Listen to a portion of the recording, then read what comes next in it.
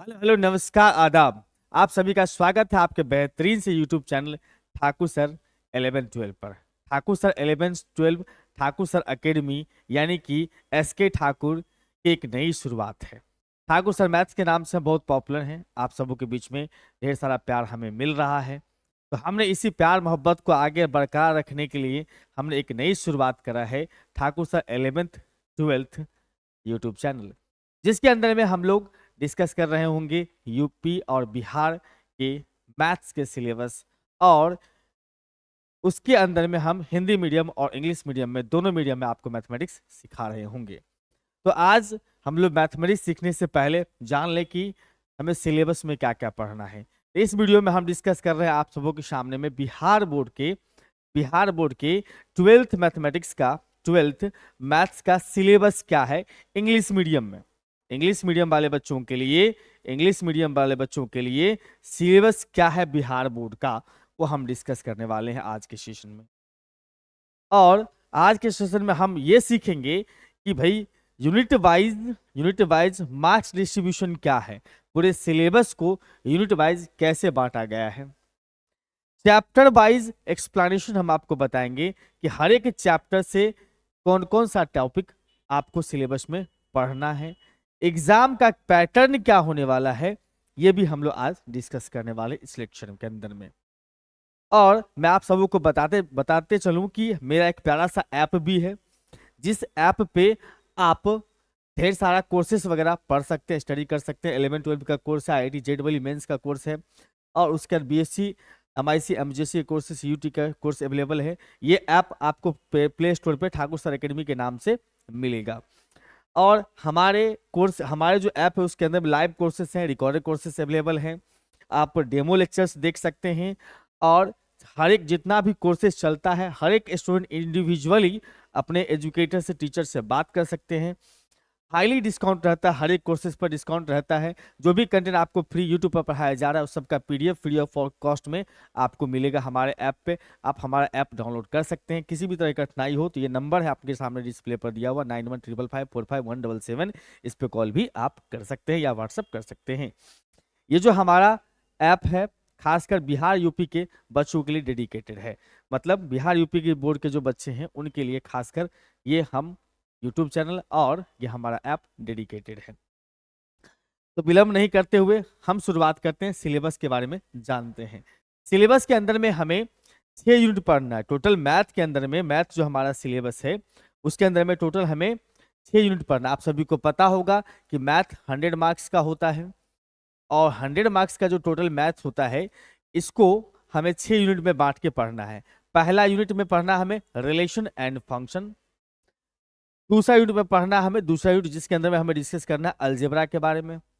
और relation function जो है एग्जामिनेशन में 10 मार्क्स का क्वेश्चन आता है, लेकिन हमारे बिहार बोर्ड का अभी तक 2024 तक जो पैटर्न रहा है उस पैटर्न के अकॉर्डिंग दुगुना क्वेश्चंस पूछा है, यानी कि जहां पर 10 मार्क्स के सिलेबस होंगे वहां पर 20 मार्क्स के क्वेश्चन एग्जामिनेशन में आए हैं। क्योंकि आप सभी को पता होगा एग्जाम का पैटर्न क्या होगा या क्या होता आया है अभी तक में। खैर उसके बारे में आगे डिस्कस कर लेंगे, पहले समझ लेते हैं यूनिट के बारे में।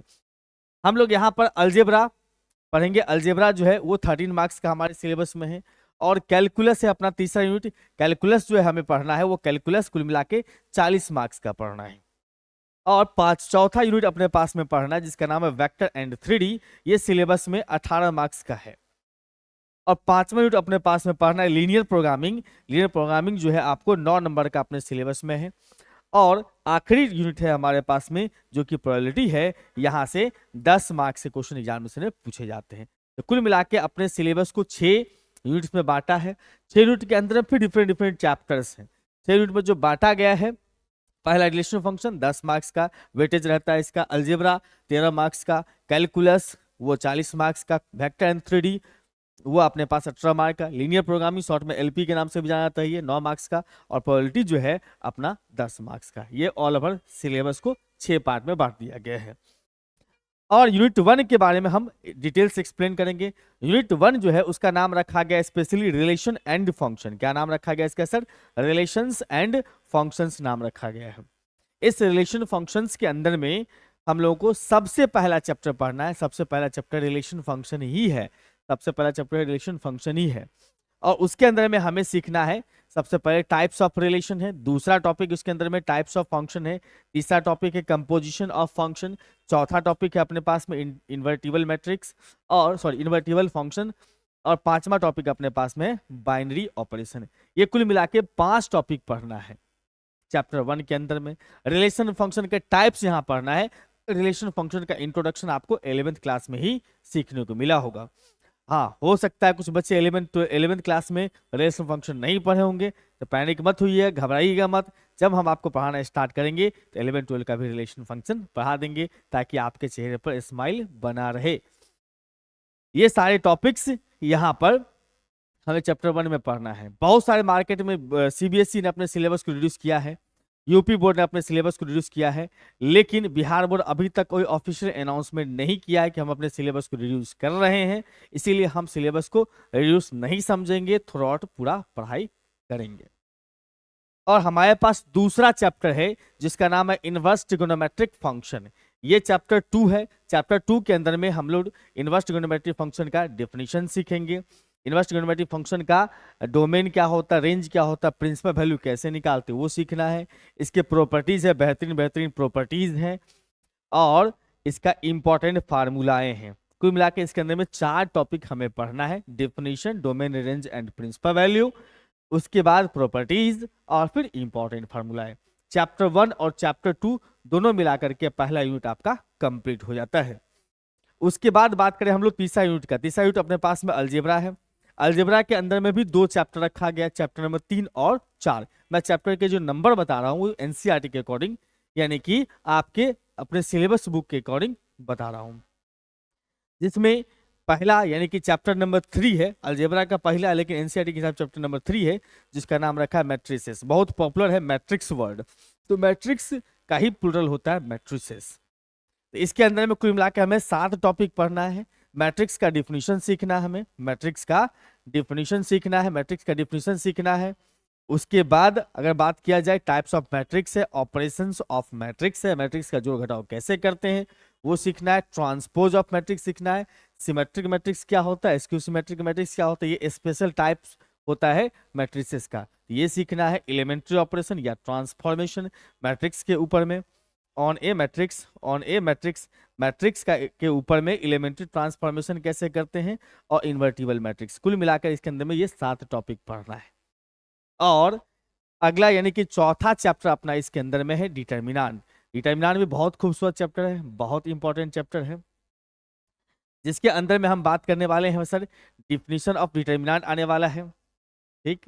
उसके बाद properties of determinant, area of triangle, उसके बाद minus cofactor and inverse of A matrix, inverse of A matrix, ये भी टॉपिक हमें सीखना है। इसके अंदर में मैट्रिक्स वर्ड लिखा हुआ, लेकिन डिटर्मिनांट में भी हम लोग सीखते हैं डिटर्मिनांट का यूज करके मैट्रिक्स का इनवर्स कैसे निकालते हैं।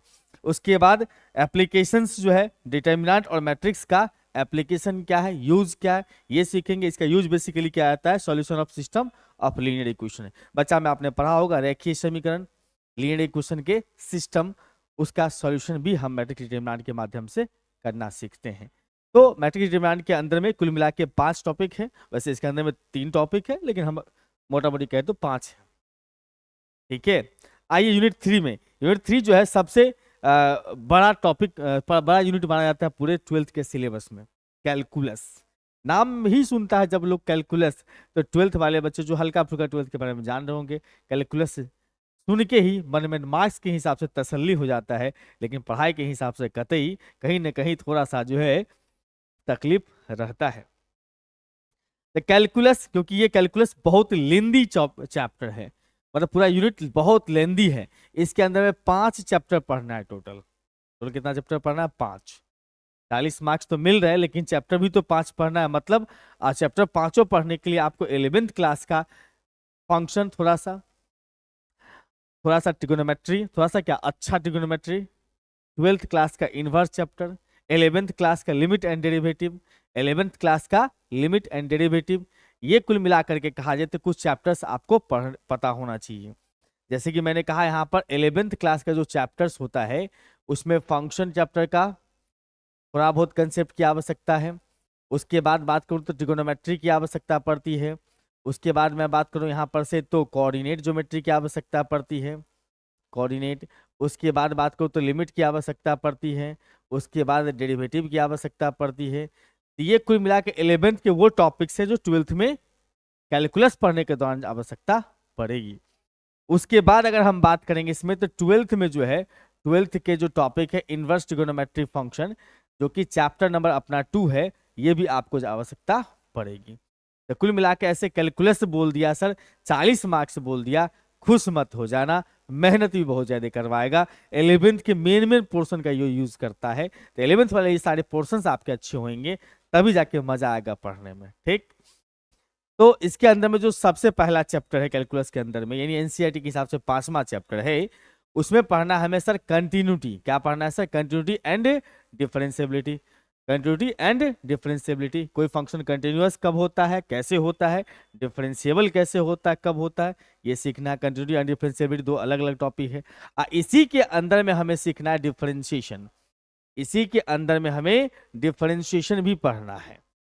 इसी के अंदर में हमें डिफरेंशिएशन भी पढ़ना है।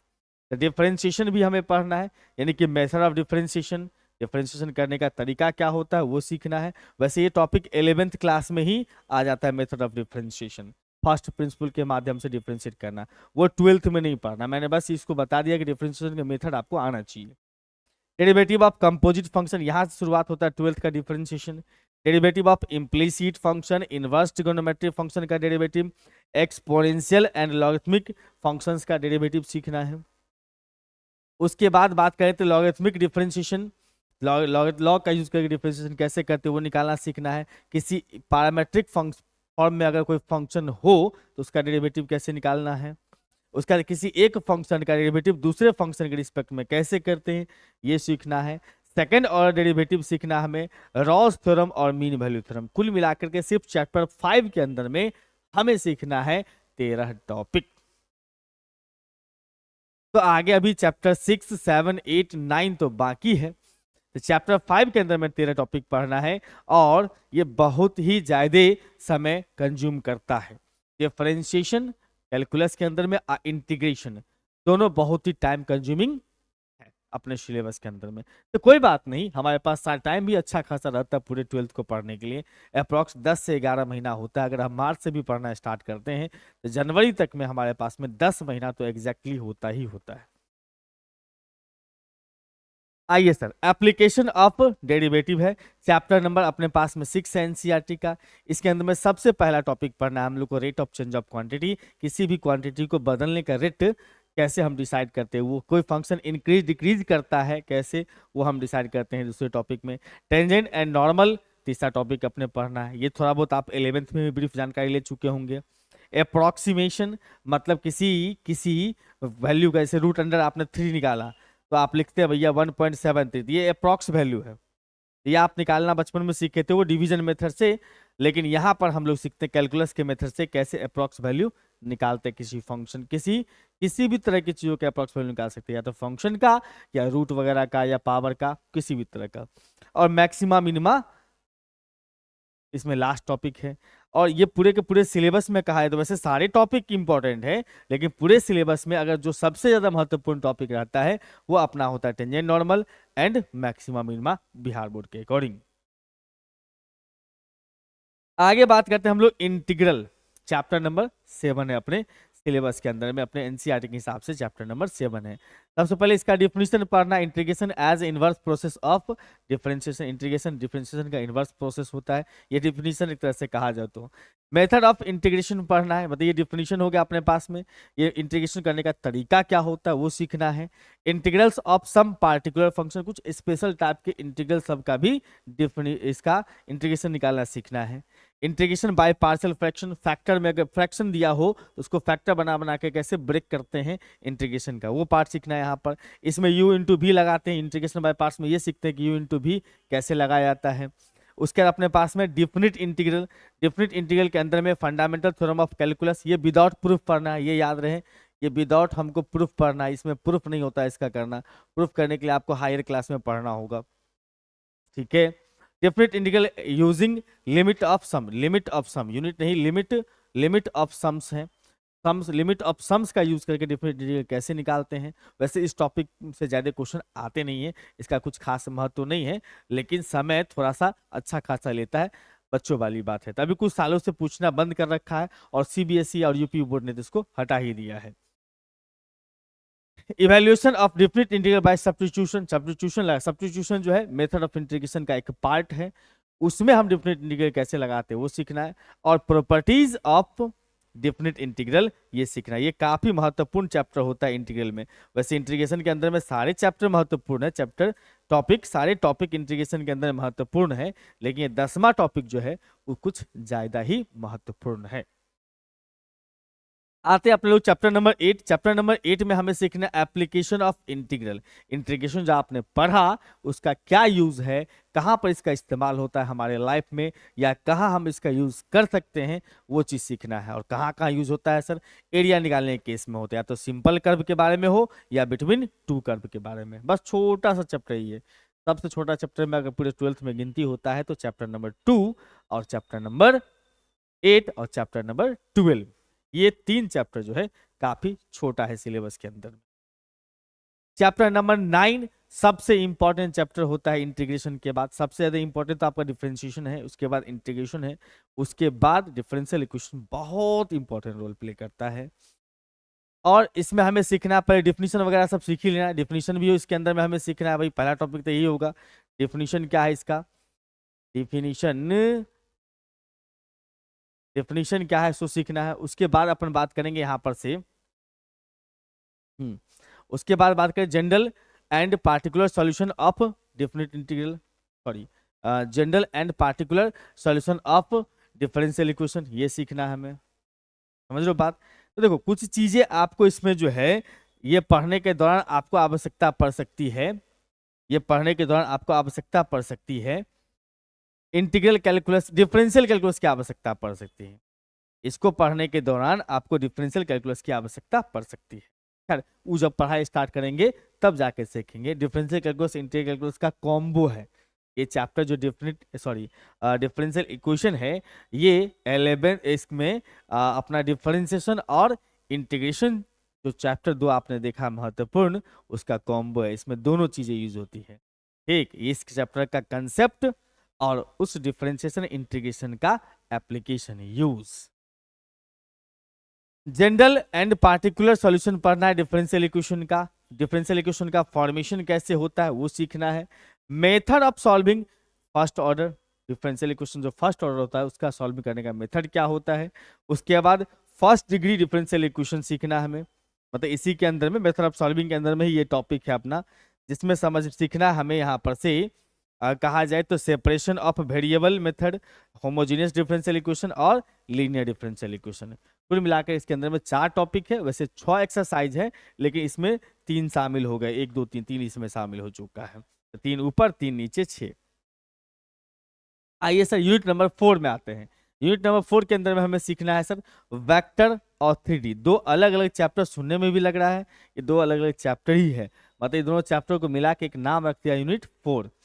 ये दोनों को पढ़ने के लिए देखिए यूनिट कैसे बांटा हुआ है सर, यूनिट कैसे बांटा हुआ मालूम, जैसे 2 चैप्टर या 3 चैप्टर को एक साथ रखा है, जिसको पढ़ने के लिए एक दूसरे की आवश्यकता पड़ती है उसको एक यूनिट में रखा गया है। जैसे रिलेशन फंक्शन और इनवर्स को एक यूनिट में रखा है, क्योंकि रिलेशन फंक्शन का यूज पड़ता है हम लोग को इनवर्स ट्रिग्नोमेट्रिक फंक्शन में, मैट्रिक्स का यूज पड़ता है डिटरमिनेंट, दोनों को एक यूनिट बना दिया। कैलकुलस में हर एक चैप्टर एक दूसरे से कनेक्टेड है, पांचों के पांचों, तो उसको एक यूनिट बना दिया। चैप्टर 6 में हम यूनिट 6 में पढ़ते हैं हम लोग वेक्टर एंड 3D, ये दोनों एक दूसरे से कनेक्टेड है, वेक्टर का एप्लीकेशन है, यूज है इसमें 3D के अंदर में। और इसमें चैप्टर नंबर 10 नाम है अपने पास वेक्टर का। वेक्टर में सबसे पहला हमें सीखना है टाइप्स ऑफ वेक्टर क्या है, वेक्टर का एडिक्शन कैसे करते हैं, multiplication of vectors by scalar, dot product two vector का डॉट प्रोडक्ट सीखते हैं और क्रॉस प्रोडक्ट सीखते हैं। प्रोडक्ट ऑफ 3 वेक्टर्स भी है, ये भी सिलेबस में ऐड ऑन किया गया है कुछ साल पहले, 2 साल के आसपास, 2 या 3 साल हो चुका है जिसको ऐड किया गया है। तो सीबीएसई ने इसको रिमूव कर दिया है, यूपी बोर्ड ने रिमूव कर दिया है, लेकिन बिहार बोर्ड अभी तक कंटेंट करा हुआ है, तो घबराइएगा मत, है तो हम लोग पढ़ेंगे।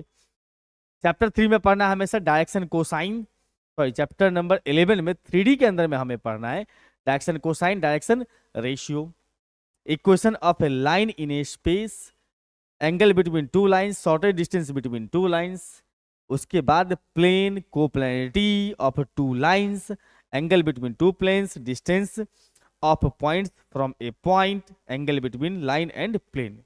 ये सारे चैप्टर्स एनसीईआरटी के जितने टॉपिक्स हैं चैप्टर नंबर 11 के अंदर में सारे पढ़ने हैं।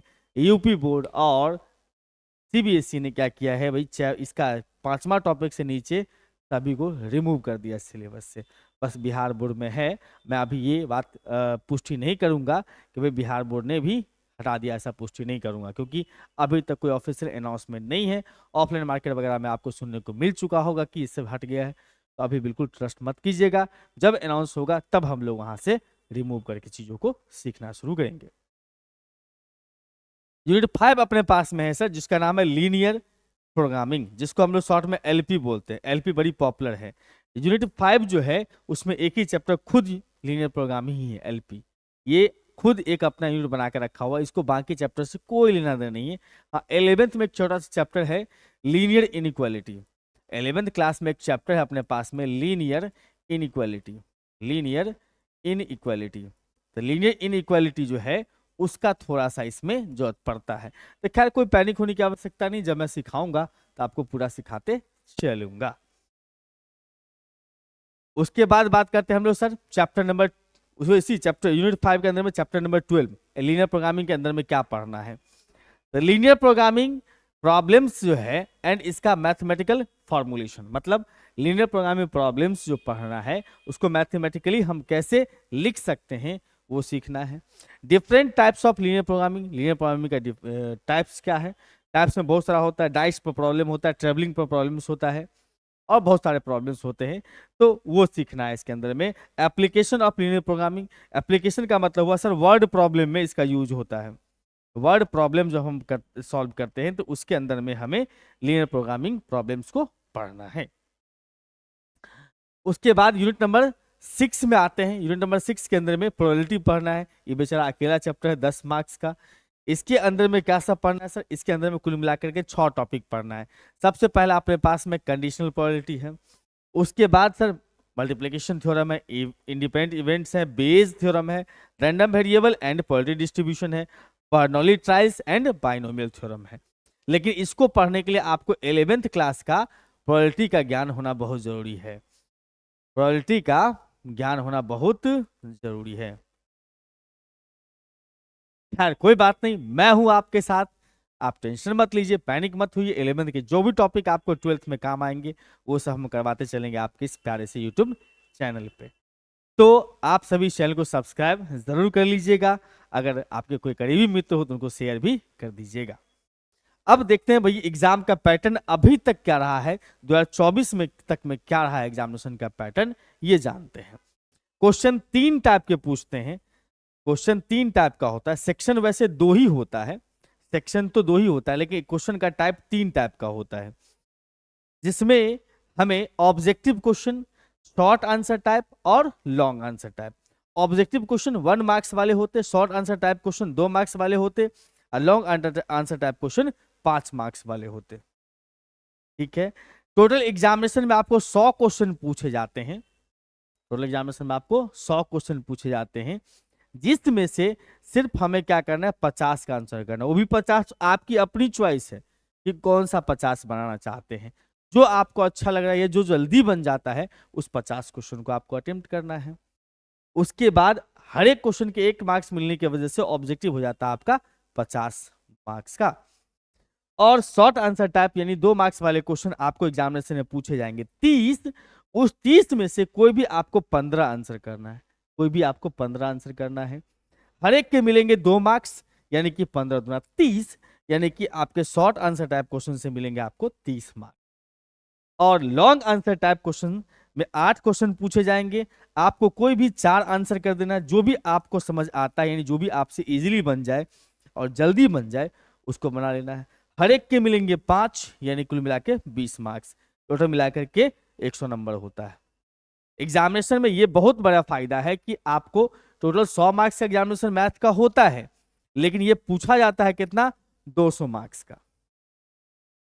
देख लो ना भाई, 100 नंबर का यहाँ, 60 नंबर का यहाँ, 2 मार्क्स है, 1 है, तो 100 आप प्लस में 60, तो 160 हो गया। इधर 40 मार्क्स का 5 मार्क्स का एक है तो 200 हो गए। 200 में से आपको 100 नंबर लाने हैं। ठीक, इसीलिए मैंने कहा था कि जहां पर भी सिलेबस में, जैसे कि हमने कहा कि रिलेशन एंड फंक्शन सिलेबस के अंदर में हमें दिया था 10 मार्क्स का पहला यूनिट जो है 10 मार्क्स का है।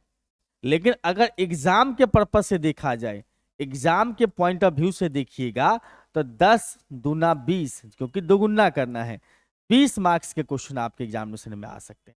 मान लो कि आपको रिलेशन फंक्शन पढ़ने में काफी आनंद मिला तो आप यहां से डायरेक्ट 20 मार्क क्वेश्चन भी अटेम्प्ट कर सकते हो। मतलब जितने भी रिलेशन फंक्शन के क्वेश्चन हो गए सारे बना लेंगे। जैसे आपको मान लो कैलकुलस पढ़ने में बहुत आनंद आ गया, कैलकुलस पढ़ने में बहुत मजा आया, पूरा कैलकुलस को आपने अच्छे से पढ़ लिया, इसका मतलब कैलकुलस के अंदर में 40 मार्क्स का क्वेश्चन अगर आता है एग्जामिनेशन में, कैलकुलस की बात कर रहा हूं, इसका मतलब आपके मतलब सिलेबस में 40 है तो आपके एग्जामिनेशन में जो है वो 80 मार्क्स का होगा। तो सपोज कि समझिए कि भैया सिर्फ कैलकुलस पढ़ने से आप 80 मार्क्स ला सकते हैं। हो सकता है कैलकुलस का कोई पोर्शन कमजोर पड़ जाए तो बाकी आपके पास बहुत सारे चैप्टर्स हैं, टोटल 13 चैप्टर है पूरे 12th के सिलेबस में। 13 चैप्टर में से आप कहीं से भी क्वेश्चन अपना उठा सकते हैं। तो उम्मीद करता हूं कि आपको सिलेबस समझ में आ गया होगा। और मैं एक बार बताते चलूं कि इस चैनल पे आपको मैं पढ़ाना स्टार्ट करूंगा, सिलेबस की पढ़ाई बहुत जल्दी स्टार्ट करने वाला हूं और आपको सितंबर एंड होते होते मैं पूरा 12th का सिलेबस कंप्लीट करूंगा आपके इस प्यारे से चैनल पे। और इस प्यारे से चैनल पे आपको कोई भी पे नहीं करना है, सीधा आपको आना है और पढ़ना है। यहाँ पर सारे कंटेंट आपको फ्री ऑफ कॉस्ट में मिलेंगे। बस आपको ये जो पीडीएफ नोट्स मिलेगा, यहाँ पर जो क्लास करवाया जाएगा उसका जो पीडीएफ नोट्स मिलेगा, वो पीडीएफ नोट्स आपको हमारे प्यारे से ऐप ठाकुर सर अकेडमी पे मिलेगा। तो जितना जल्दी हो सके इस ऐप को डाउनलोड कर लीजिए। वहां पर आपको कोर्स कोई भी बाय करने की जरूरत अभी नहीं है, तो बिल्कुल बाय मत करिए। आप सीधा अपने फ्री स्टडी मटेरियल के लिए वहां पर रीच आउट कर सकते। और अभी जो मैंने क्लास करवाया इसका भी पीडीएफ नोट्स आपको फ्री में हमारे ऐप पर मिल जाएगा। तो इस सेशन में हम इतना ही रखेंगे। उम्मीद करता हूं कि आपको 12th बिहार बोर्ड का इंग्लिश मीडियम में जो सिलेबस है वो पूरा अच्छे से समझ में आया होगा और मैं ठीक से एक्सप्लेन कर पाया हूँगा। अगर आपको हमारे वीडियोज अच्छे लगते हैं और हमारा चैनल आपको लगता है कि आपके लिए यूजफुल है तो ज़रूर इस चैनल को सब्सक्राइब करें और वीडियो को लाइक करते चलें। फिर मुलाकात करेंगे हम आपसे अगले सेशन में। तब तक के लिए हमें दीजिए आज्ञा और आप सब खूब मन लगा के पढ़ते रहिए और वीडियो को लाइक करते और चैनल को सब्सक्राइब करते हुए जाइएगा। Bye bye.